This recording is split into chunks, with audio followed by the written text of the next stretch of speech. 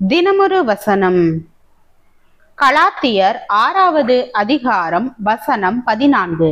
நானோ நம்முடைய கர்த்தராகிய இயேசு கிறிஸ்துவின் சிலுவையை குறித்தே அல்லாமல் வேறொன்றையும் குறித்து மேன்மை பாராட்டாதிருப்பேனாக. அவரால் உலகம் எனக்கு சிலுவையில் அறையுண்டிருக்கிறது, நானும் உலகத்திற்கு சிலுவையில் அறையுண்டிருக்கிறேன். விளக்கம். இயேசு பிறப்பதற்கு பல நூற்றாண்டுகள் முன்னதாக மக்களை சித்திரவதை செய்வதற்கும் அவர்களுக்கு மரண தண்டனை அளிப்பதற்கும் சிலுவை ஒரு கருவியாக பயன்படுத்தப்பட்டது. உதாரணமாக 519 கிமுவில் பெர்சியாவின் ராஜாவான தரியு பாபிலோனில் 3000 அரசியல் எதிரிகளை சிலுவையில் அறைந்து கொன்றான். தண்டனை அளிப்பதற்கான இந்த முறையை அந்நியர்களையும் அடிமைகளையும் தண்டிப்பதற்காக ரோமர்கள் கடைபிடித்தார்கள். இயேசு கிறிஸ்து நம்முடைய பாவங்களை கல்வாரியில் சுமந்த போது சிலுவை ஒரு புதிய முக்கியத்துவத்தை பெற்றது.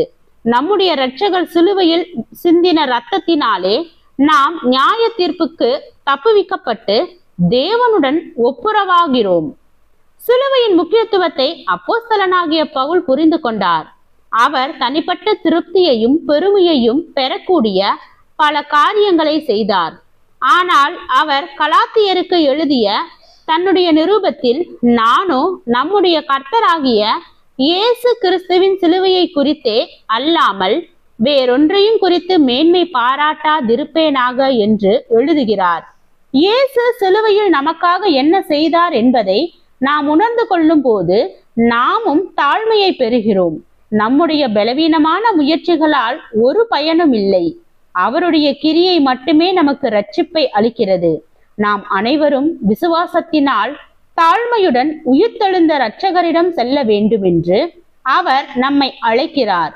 அவர் நமக்காக சிலுவையில் மரித்தார் என்பதை விசுவாசிப்பதன் மூலம் நாம் முழுமையான மன்னிப்பை பெறுகிறோம்.